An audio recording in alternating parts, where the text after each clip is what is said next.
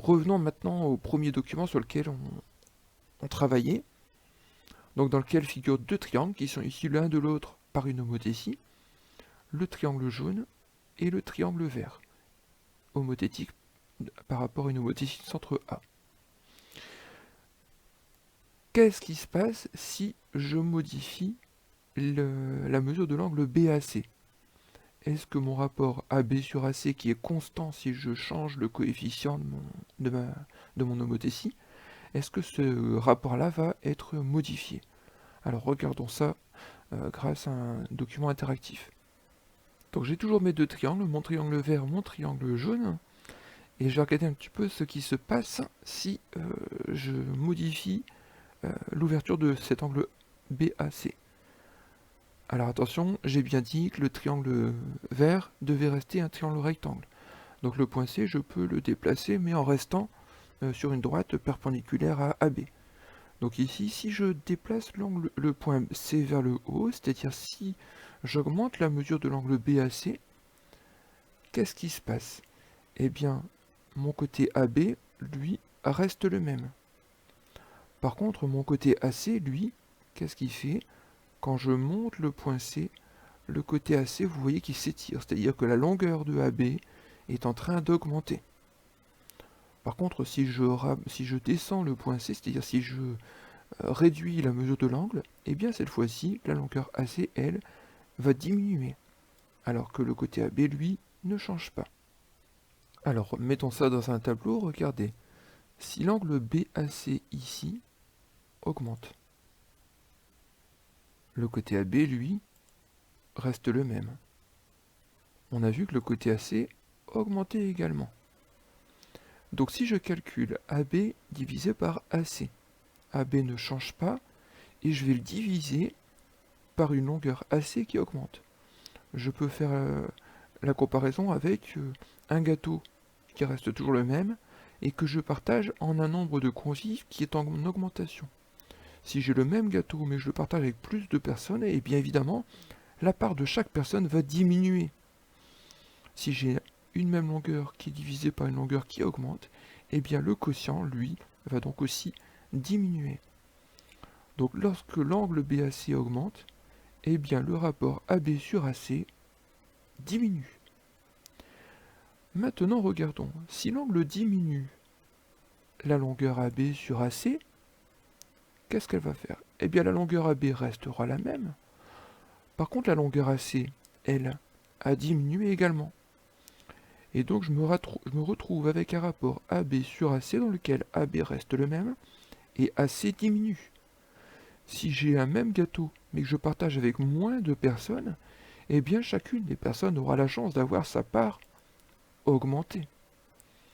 Et donc quand l'angle BAC diminue, eh bien le rapport AB sur AC, lui, augmente. Conclusion. Le quotient AB sur AC n'est pas constant lorsqu'on modifie la mesure de l'angle. Effectivement, quand l'angle diminue, ce rapport augmente. Par contre, quand l'angle augmente, eh bien ce rapport, lui, il diminue.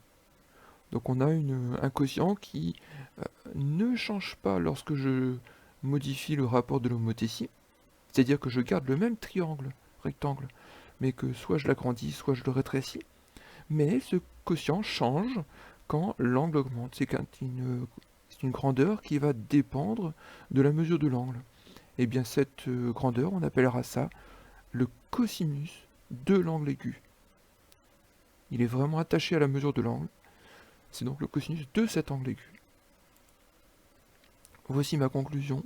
J'ai un triangle rectangle avec le côté adjacent à cet angle A, l'hypoténuse. Et bien, dans ce cas-là, je peux appeler le cosinus de l'angle aigu, et la notation abrégée, ça sera COS, les trois premières lettres de cosinus, qui est égal au côté adjacent divisé par l'hypoténuse. Ici, on va mettre AB divisé par AC. Attention à l'écriture du mot cosinus. Le mot cosinus s'écrit comme ceci, C-O-S-I-N-U-S. Il n'y a pas de SE à la fin, il n'y a pas de E non plus. Faites bien attention à son orthographe pour ne pas l'écrire n'importe comment après dans vos copies. Alors ce cosinus, il a un intérêt, c'est qu'il peut se calculer très facilement en utilisant sa calculatrice.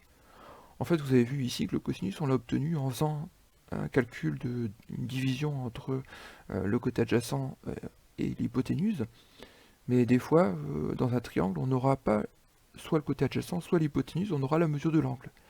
Et bien la calculatrice peut me donner, rien qu'en connaissant la mesure de l'angle, la valeur du cosinus. Alors comment on va faire avec votre calculatrice? Eh bien vous avez vu qu'ici, on a la touche COS, cos, donc la touche qui permet de calculer le cosinus. Si je veux calculer le cosinus d'un angle de 35 degrés par exemple, eh bien je vais appuyer sur cette touche cos, puis sur le 3 et le 5 pour former 35, et je n'aurai plus qu'à appuyer sur la touche exe pour exécute. Alors si je prends l'exemple d'une autre calculatrice mais que je peux piloter sur mon ordinateur, voilà ce que ça va donner. Vous remarquez également la touche cos qui est ici, hein. Alors c'est pas votre calculatrice, hein, mais la vôtre réagira exactement de la même façon. Si j'appuie sur la touche cos, je vois ici cos qui apparaît avec déjà une parenthèse, et si je vais cliquer sur le 3 puis sur le 5, cos 35. Alors dans cette calculatrice-ci, la deuxième parenthèse s'affiche automatiquement. Sur la vôtre, il n'y aura pas de deuxième parenthèse. Alors vous pouvez soit la rajouter en appuyant sur la touche parenthèse, soit ne pas la mettre, ça marchera quand même. On tape sur exe et on a une valeur approchée du cosinus qui est égale ici environ à 0,819. Attention, un cosinus est un quotient entre deux longueurs, un cosinus n'a pas d'unité. Ne dites jamais que le cosinus de 35 degrés est égal à 0,819 cm, ça n'a pas de sens. Voilà. Et bien avec cette valeur du cosinus, si je connais le côté adjacent, je vais pouvoir déterminer l'hypoténuse. Si je connais l'hypoténuse, je vais pouvoir déterminer le côté adjacent. Ça fera l'objet de la vidéo suivante.